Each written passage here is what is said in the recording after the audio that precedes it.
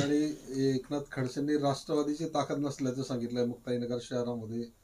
तुम्ही त्यांच्या या विधानाकडे कसं बघताय? त्यांनी उमेदवारी अर्ज भरले किंवा नाही भरले त्यांच्या कार्यकर्त्यांनी, काय माहिती आपल्याकडे? मला मला ते नेहमीच झालं आहे, मला माहिती आहे ते काय. तर ते सोयीनुसार त्याची ताकद आहे किंवा नाही आहे असं सांगत असतात. कधी सांगता लोकसभेमध्ये माझ्यामुळे रक्षाताई निवडून आल्या, कधी सांगता आता माझी ताकद नाही. सोयीनुसार त्यांच्या ते पक्षाच्या पद्धतीमध्ये ते नीती लावत असतात. आता लोकसभेमध्ये त्यांनी राष्ट्रवादीने सरळ राष्ट्रवादीच्या मुक्ताईनगरच्या राष्ट्रवादीने सरळ रक्षाताईंना मदत केलेली आहे. विधानसभेमध्ये कोणी राष्ट्रवादीला मदत केली सगळ्यांना माहिती आहे, ते काही सांगण्याची आवश्यकता नाही आहे. म्हणजे यांनी त्यांना मदत केली. आता याची उतराई म्हणून बहुतेक नगरपालिकेमध्ये यांनी सांगितलं माझी ताकद कमी आहे आणि पूर्ण सपोर्ट रक्षाताईंना केलेला दिसतो आहे. आता हे तर वृत्तपत्रही मांडायला लागले. आता आज एका दैनिकामध्ये वाचलं मी, त्याच्यात त्यांनी मांडायला लागलं आहे. लोकांना सगळ्या गोष्टी माहिती आहे. आपल्या कुटुंबात दोघं पक्ष ठेवायचे, दोघं पक्षाचा उपयोग कसा घ्यायचा आणि फक्त आपल्या लोकांना कशी मदत होईल हा प्रयत्न करायचा. पक्ष वेठीस धरायचे ही त्यांची रणनीती आहे. पण याच्यामध्ये मला खऱ्या अर्थाने आश्चर्य हे वाटतं की जळगाव जिल्ह्यातला एकही निष्ठावंत राष्ट्रवादीचा शरद पवार साहेबांच्या गटाचा त्यांनी एकाने एक शब्द बोलला नाही, चकार शब्द बोलला नाही की मुक्ताईनगरमध्ये त्यांची ताकद नाही आहे. अरे विधानसभेत जर बघितलं आपण तर माझ्यासाठी मी 850 मताने पिछाडीवर या शहरामध्ये होतो. 850 पावणे 900 मताच्या पिछाडीवर होतो.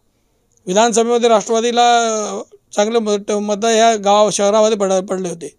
तरी ते असं बोलत असतील आणि राष्ट्रवादीचा एकही जिल्ह्याचा पदाधिकारी किंवा राज्याचा पदाधिकारी बोलत नसेल, याचाच अर्थ सगळेच मिली बघत आहे का असं मला वाटायला लागलेलं आहे. कारण खडसे साहेब तर त्याच्या सोयीने करत आहे, सगळ्या जिल्ह्याला सर्वश्रुत आहे, नवं नाही आहे. पण आता यांचं काय चाललं आहे हेही काही बोलत नाही. म्हणजे हेही सगळं मिलीजुली सरकार दिसतंय मला, असं आहे.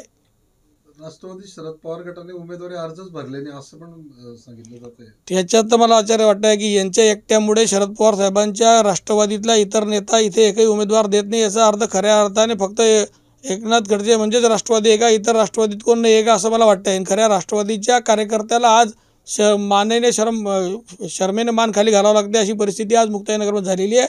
कारण वर्षानुवर्षापासून राष्ट्रवादी इथे त्याचा स्वतःचा एक ताकद ठेवून होती आणि आज मुक्ताईनगर शहरातून पूर्ण ताकद त्यांची संपवून गेली. तर हे तुम्ही बघायचं म्हटलं हे खऱ्या अर्थाने दुर्दैवी आहे.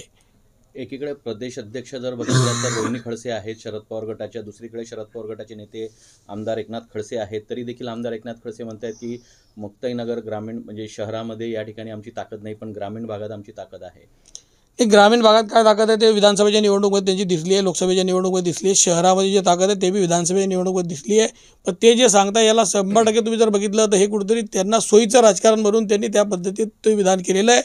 इतर जिल्ह्यामध्ये सगळीकडे निवडणुका लढायच्या, काय कोणाकडे करायचं आणि मुक्ताईनगर स्वतःचं शहर असल्यामुळे स्वतःच्या परिवारातल्या का सदस्याला कुठेतरी पुढे घेऊन जाण्याच्या दृष्टिकोनातून ती मदत करायची. पण ठीक आहे, चांगलं आहे. शिवसेना भाजप युतीला ते मदत करत असतील तर चांगलं आहे. तुम्हाला फायदा होतो त्यांच्या या गोष्टी? नाही, मला फायदा नुकसानी तर त्यांच्यामुळे काय फायदा होईल त्याच्यामुळे काय नुकसान. मुक्ताईनगरला तर कधी फायदा नाही झाला त्यांच्यामुळे, मला काय फायदा होईल? कन्या आपल्या शेवटी उमेदवार आहे तिथे या ठिकाणी, प्रश्नच नाही आहे. मी इथे शिवसेना म्हणून लढतोय, धनुष्यबाण म्हणून लढतोय. त्याच्यामुळे धनुष्यबाणाला इथेच लढण्याची सवय आहे. संघर्ष तर करत आलो आहे मी, गेल्या 30 वर्ष करतोय. सोयीनुसार राजकारण करतायत असं तुम्ही म्हटलेलं आहे. याचं कुठंतरी तुम्हाला टार्गेट केल्यासारखं वाटतंय? प्रश्नच नाही. पूर्ण विधानसभेत जर बघितलं तर एका विशिष्ट पक्षाने जे माझ्या मित्र पक्ष होतं त्यांनी पूर्ण ताकद त्यांना दिली होती. तुम्ही बघितलं असेल तर आज जे लोक भाजपच्या तिकिटावर उभे आहे ते कालच्या दिवशी कोणाचे कार्यकर्ते होते? एकाच रात्रीतून ते बदलले आणि इकडे आले आणि इकडे त्यांना उमेदवारी मिळाल्या. हे चमत्कार नाही ना. कोणत्या पक्षाचे होते ते? सरळ राष्ट्रवादीचे होते ना. कालपर्यंत अनेक लोक राष्ट्रवादीचे होते. आजही त्यांच्या प्रचारात जे फिरत आहे राष्ट्रवादीचे आहे. आजही स्वतःला राष्ट्रवादी म्हणतात. ते कधी समजलेच नाही कोणत्या पक्षाचे आहे. तर केंद्रीय मंत्री रक्षा खडसे म्हणतात की बुवा आता मुक्ताईनगरची जबाबदारी माझ्यावर दिलेली आहे आणि निश्चितच मी माझे सगळे उमेदवार या ठिकाणी विजयी करेल. हो, त्यांना शुभेच्छा आहे. आपल्या त्या केंद्रीय मंत्री शुभेच्छा आहे त्यांना. रोहिणी खडसेंनी घराणेशाहीचा आरोप केलाय. ट्वीट केलंय रोहिणी खडसेंनी की हम करो तो राजनीती और तुम करो तो घराणेशाहीचे सत्ताधारी आहे. त्यांनी आपल्या कन्या त्याचप्रमाणे आपल्या पत्नी यांना हे तुम्ही उलटं बोलताय. उलटं ट्विट केलं त्यांनी. तुम्ही बोलले ते उलटं ट्विट केलं त्यांनी, ते मी बघितलं आहे. पण घराणेशाही कशाला म्हणता माहिती का? म्हणजे जिल्हा बँकेमध्ये मुलगी, दूध संघामध्ये बायको, खासदार सुनबाई, स्वतः आमदार, याला घराणेशाही म्हणतात. म्हणजे ग्रामपंचायतपासून ग्रामपंचायत, जिल्हा परिषद, विधानसभा, लोकसभा, जिल्हा बँक, दूध संघ, याला घराणेशाही म्हणतात. एकाच कुटुंबात इतके पदाला घराणेशाही म्हणतात असं मला वाटतं. कोण आहे तिथे असं? कोण आहे म्हणजे काय तुम्हाला माहीत नाही का? मंदाताई खडसे या दूध संघात होत्या, रक्षाताई खडसे त्याच्या खासदार होत्या, ग्रामपंचायतच्या सरपंच पण होत्या कोथळीच्या, झेडपी सदस्य पण होत्या, सभापती पण होत्या, खासदार पण आहे. त्याच्यानंतर हे सुद्धा आमदार होते. मुलगी आमदारकीची उमेदवार होती, प्रदेशाध्यक्ष झाली, जिल्हा बँकेची चेअरमन झाली. हिला घराण्याशाही म्हणता.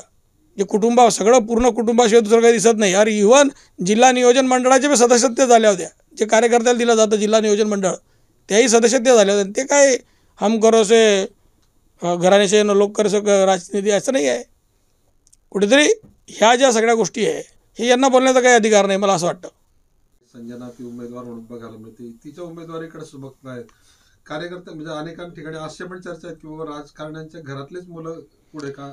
आता परिस्थिती अशी आहे की इथे खऱ्या अर्थाने आमच्याच पक्षाचे 100% उमेदवार आले असते, पण यांनी दोघं एकत्र केलं आणि विशिष्ट पद्धती टार्गेट करण्याची आणि खालच्या पातळीवर जाऊन प्रचार करण्याची जी सवय आहे हे तुम्ही आपण बघितलेली आहे. रात्रीतून राष्ट्रवादीचे सगळे उमेदवार क्यूट झाले म्हटल्यावर दोघं एकत्र झाल्यावर मला नाईलाजाने माझी मुलगी उतरावं लागली. आणि हा विषय करण्याच्या मागचा उद्देशच तसा होता.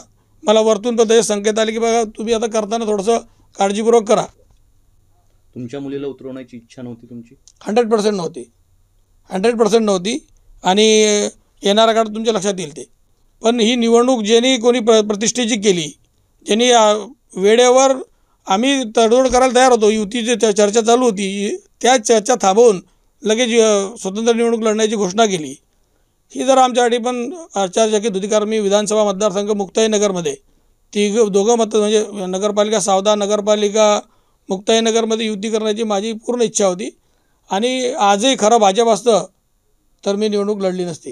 हे खरं भाजप नाही आहे असं मला वाटतं. म्हणजे खडसेंच्या निर्णयानंतर आपल्याला खरं हा पवित्रा घ्यावा लागला. हो, यस. ज्या पद्धतीने आता उमेदवारी अर्ज दाखल करण्याच्या एक दिवसा अगोदर एकनाथ खडसेंनी खरं तर माघारीची भूमिका जाहीर केली. कार्यकर्ते खरं तर जे राष्ट्रवादीचे होते ते लक्ष लावून होते उमेदवारीबाबत. पण ही भूमिका जी आहे खडसेंची ही राजकीय ट्विस्ट करणारी मानली जाते. यामागचं काही वेगळं राजकारण आपल्याला वाटतं? नाही, यामागचं राजकारण फक्त मी सांगितल्याप्रमाणे जे आहे ना, कुटुंबामध्ये ताकद मिळावी, कुटुंबामध्ये शक्ती द्यावी आणि आपल्याकडून जी होऊ शकत नाही ते आता सत्तेच्या माध्यमातून करून घ्यायचं, भाजपच्या माध्यमातून करून घ्यायची, ही त्यांची रणनीती आहे, दुसरं काय नाही. पण पक्षाचं ज्या अर्थी ते मोठे नेते मानले जातात राष्ट्रवादी, पक्ष समूळ पक्ष राष्ट्रवादी संपवण्याच्या दृष्टिकोनातून हा प्रयत्न आहे. आता भाजप आणि शिवसेनेमध्येच या ठिकाणी संघर्ष बघायला मिळणार आहे. तो मैत्रीपूर्ण संघर्ष असेल, कारण आमचं वरतून ठरलेलं आहे जिथे कुठे जमणार नाही तिथे त्या पद्धतीमध्ये मैत्रीपूर्ण लढती केल्या जातील असं आमचं वरतून ठरलेलं आहे. ते मैत्रीपूर्ण संघर्ष आहे, त्याच्यामध्ये काही अशी एकेरी चर्चा करणार ते पण नाही आणि आम्ही पण नाही. एबीपी माझा, उघडा डोळे बघा नीट.